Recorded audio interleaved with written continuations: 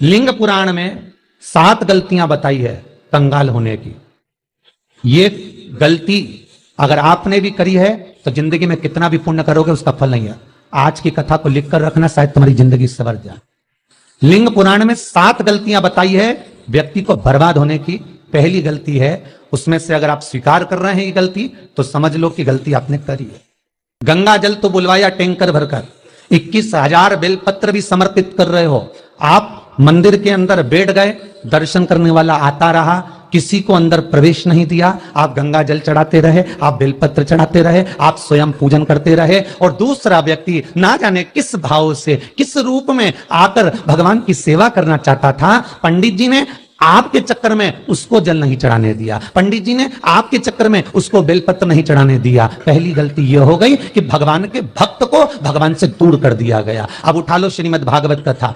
2 देवताओं ने गलती करी थी। एक ब्रह्मा जी ने गलती करी थी कि गाय बछड़ों का हरण कर लिया था। 1 वर्ष होने में 1 दिन था तब ब्रह्मा जी ने गाय बछड़े वापस दिए थे। दूसरी गलती इंद्र ने करी थी, जल वृष्टि करी तब भगवान कृष्ण को गोवर्धन पर्वत उठाना पड़ा। दोनों देवताओं ने गलती करी पर भगवान कृष्ण ने इंद्र को क्षमा कर दिया पर ब्रह्मा को क्षमा नहीं करा। क्यों नहीं करा? क्योंकि इंद्र को क्षमा इसलिए करा क्योंकि इंद्र ने जब जल वृष्टि करी तो सारे ब्रजवासियों को भगवान के चरणों में लाकर छोड़ दिया। सारे ब्रजवासी गोवर्धन पर्वत के नीचे आकर बैठ गए, भगवान के चरणों में आ गए। और ब्रह्मा ने जो गलती करी वो ऐसी गलती करी कि भगवान से गाय और बछड़ों को दूर कर दिया। जो भगवान से भगत को दूर कर दे उसको शंकर कभी क्षमा नहीं कर सकता। इसलिए बर्बादी का पहला कारण आप भक्त और भगवान में दूरी बना दी। आप भक्त और भगवान की दूरी बना दी। मेरा एक निवेदन हाथ जोड़कर है, हवेली जी हो, ठाकुर जी का मंदिर हो, रामकृष्ण मंदिर हो, शंकर मंदिर हो, किसी भी देवता का मंदिर हो, उसमें भक्त और भगवान में दूरी मत बनवाओ। बन सके तो भक्तों को ले जाकर भगवान के चरणों में छोड़ो। जाओ अंदर दर्शन करो, जाओ पूजन करो, जाओ पाठ करो, जाओ अर्चना करो। आप अगर गंगा जल भी चढ़ा रहे हो, आप अगर बेलपत्र भी चढ़ा रहे हो, 21,000 चढ़ा रहे हो, रोज 1 लोटा गंगा जल पूरे सावन के महीने में तुम टैंकर भरवा के बुलवा के समर्पित कर रहे हो। और निवेदन है एक कोने में बैठकर चढ़ाते रहो, बाकी के भक्तों के लिए कह दो तुम्हारे लिए मंदिर पूरा खुला है, आप खूब चढ़ाओ, आनंद करो, तो शायद तुम बर्बाद नहीं होते। भक्त से भगवान की दूरी होती है तो भगवान सहन नहीं कर पाता। भगवान की जब पूजन कर रहे हो, 21,000 बेलपत्र चढ़ा रहे हो, गंगा का जल चढ़ा रहे हो, चंदन चढ़ा रहे हो, अबीर चढ़ा रहे हो, गुलाल चढ़ा रहे हो, तो तुम्हारे भीतर ये अहंकार, जब तुम पूजन करके उठो तो उठते समय तुम्हारे भीतर अभिमान नहीं होना चाहिए कि मैंने जो अनुष्ठान करा उसके बराबर कोई नहीं कर सकता। वो अभी लंका अधिपति रावण की सोने की लंका हनुमान नहीं जला सकते थे। संहिता उठाई है और रावण संहिता को उठाकर पड़ी है। हनुमान जी सोने की लंका नहीं जला सकते थे। फिर क्यों जल गई? किस लिए जली वो सोने की लंका? केवल कारण इतना था कि रावण जब शंकर की पूजन कर कर उठता था तो शंकर भगवान से एक शब्द कहता था, भोलेनाथ तुम्हारे सारे भक्तों में मेरे जैसा भक्त कहीं नहीं मिलेगा जो तुमको अपने हाथों पर उठा लेता। बस वो अभिमान ऐसा था कि सोने की लंका जल गई, नहीं तो किसी की सामर्थ्यता नहीं थी कि सोने की लंका जले। आपका धन, आपका वैभव, आपकी सत्ता आपके पास रहेगी, आप पर कर्जा कभी नहीं हो सकता, आप पर कर्जा ठहर नहीं सकता। पर कर्जा क्यों बढ़ा, लंका क्यों जली, क्यों बर्बाद हुए, उसका कारण होगा आपकी अभिमत्ता। ये दूसरा कारण है व्यक्ति को बर्बाद होने का, अभिमत्ता। तीसरा कारण कहा कि भगवान की सेवा तो आप कर रहे हो, भगवान की चाकरी में तो आप लगे हो, भगवान की आराधना भी कर रहे हो, दिया भी लगा रहे हो, धूप बत्ती भी लगा रहे हो, स्नान भी करा रहे हो, पंचामृत स्नान भी करा रहे हो, सारी पूजन अर्चना सब तुम कर रहे हो। पर हो सकता है इस पूजन अर्चना में आप केवल 3 घंटा पूजन करते हो और बाकी के समय किसी न किसी की जीवात्मा को दुख पहुंचा रहे हो। एक कथा में एक बात कही थी कि भले मंदिर में दिया मत लगाओ, भले मंदिर में जाकर धूप बत्ती मत जलाओ, भले मंदिर में जाकर भोग मत लगाओ, भले मंदिर में जाकर जल मत चढ़ाओ, कुछ मत करो, भले भगवान को नए कपड़े मत पहनाओ, भले तुम्हारी मर्जी पड़े भगवान को भोग मत लगाओ, पर शास्त्र कहता है कुछ मत करो, पर एक काम जरूर करना कि किसी के चेहरे पर प्रसन्नता ला देना तो मंदिर में दिया जलाने के बराबर होगा। किसी के चेहरे पर चमक ला देना, प्रसन्नता ला देना तो अगरबत्ती लगाने के बराबर होगा। किसी गरीबड़े के, किसी दुखी के चेहरे पर अगर तुमने प्रसन्नता ला दी तो वो भगवान को कपड़े पहनाने के बराबर होगा। मालूम पड़े तुम मंदिर में पूरी सब्जी बांटो, मंदिर में भोजन कराओ, मंदिर में सारा पकवान चढ़ाओ, और कोई तुम्हारे कारण अगर दुखी है तो तुम्हें वो सुख का भान नहीं हो सकता। तीसरा चौथा कारण है कि आप जो पाठ कर रहे हो, आप जो पूजन कर रहे हो, आप जो अनुष्ठान कर रहे हो, उसमें कुछ ना कुछ गलती जरूर हो रही है। ये चौथा कारण। एक बार पूरे घर के लोगों को बिठाओ, अपने घर के लोगों को, मम्मी से पूछना, मम्मी तुम कौन कौन सा पाठ करती हो? एक बार मम्मी से पूछना, फिर एक बार पापा से पूछना, पापा आप कौन कौन सा पाठ करते हैं सुबह? फिर बहू से पूछना, भाभी आप कौन कौन सा पाठ करती हो?